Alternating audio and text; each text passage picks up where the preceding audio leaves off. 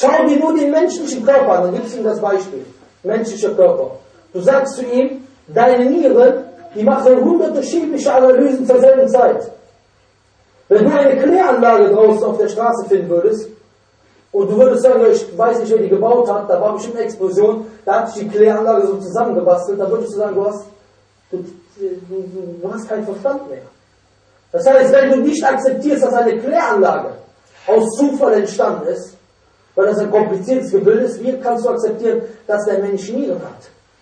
Eine einzige menschliche Zelle ist so kompliziert aufgebaut wie eine Fabrikanlage, hier, wie Bayer Dormann.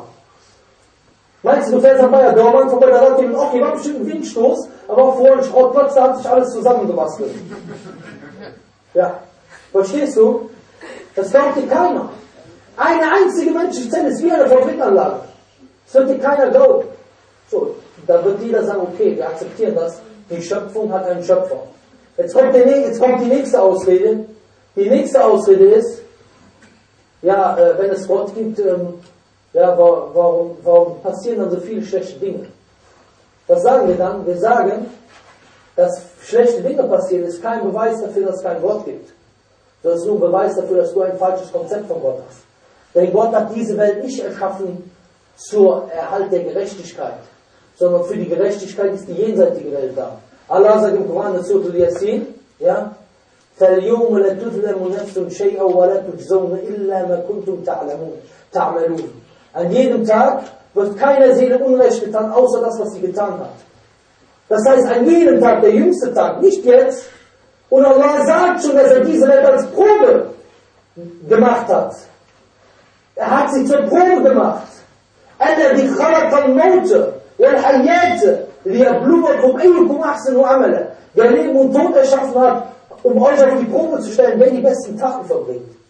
Leben und Tod. Leben ist etwas, was wir als gut empfinden, Tod ist etwas, was wir als schlecht empfinden. Das heißt, hier besteht die Probe.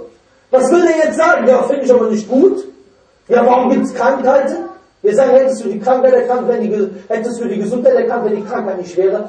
Alles Schlechte, was Allah erschaffen hat, hat Allah nicht für das Schlechte erschaffen, sondern alles Schlechte, was Gutes mitbringt. Wenn es eine Krankheit gibt, wird es Leute geben, die gegen die Krankheit versuchen zu kämpfen. Wenn es den Satan gibt, wird es Leute geben, die gegen den Satan kämpfen. Das heißt, alles Schlechte hat etwas Gutes. Wie beispielsweise ein Schnitt. Jemand schneidet einem Mädchen den Brustkorb auf. Das ist schlecht, der Schnitt, oder?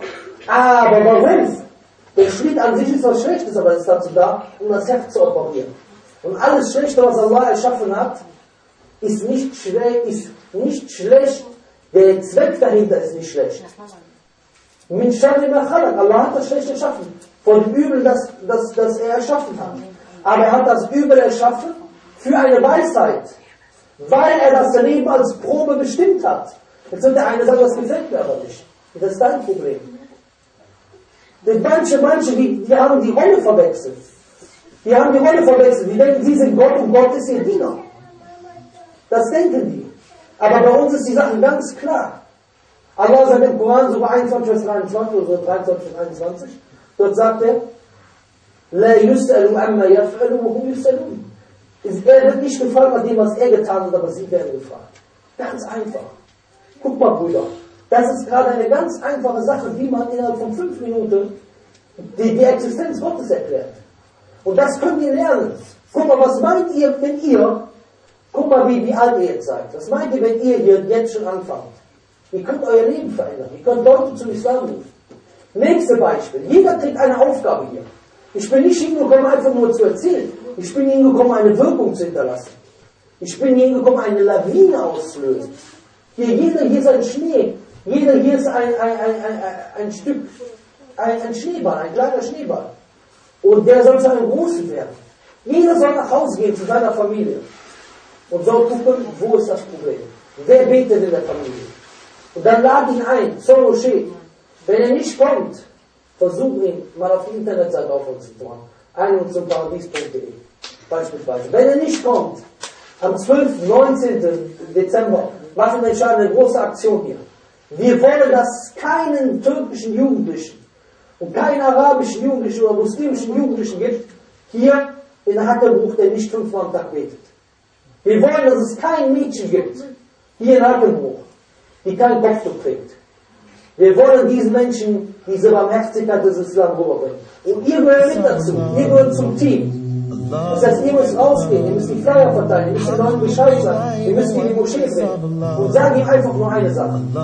Mit dem Gebet. Fang an mit denen, die nicht beten, mit dem Gebet. Und sag ihm, dass das Gebet eine der größten Sünden überhaupt ist. Eine Sünde, die in die Hölle führt. Dann sagst du zu ihm, dass das eine Sünde ist, die in die Hölle führen kann. Sagst du ihm, dass die erste Antwort derjenigen der Hölle ist, dass sie nicht zu den Beten gehören. Was hat dich in die Hölle gebracht? Wir gehören nicht zu den Beten.